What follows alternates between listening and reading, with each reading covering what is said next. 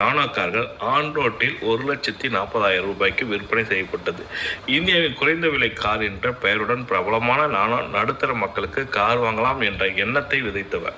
2020இல் நானோ விற்பனை சொல்லிக் கொள்ளும்படி இல்லை என்பதால் BS6 நானோவின் இன்ஜினையும் சரிக்கட்ட முடியாததாலும் சஃபாரி நானோ கார்களை டாடா மோட்டார்ஸ் பார்த்தீங்கன்னாக்கா நிறுத்தியது.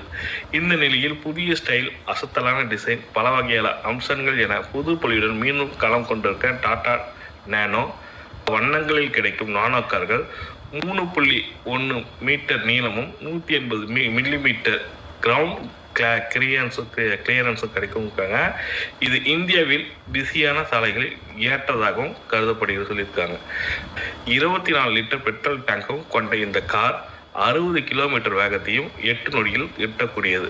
அதிகபட்ச வேகம் 105 கிலோமீட்டர் என்றும் லிட்டர்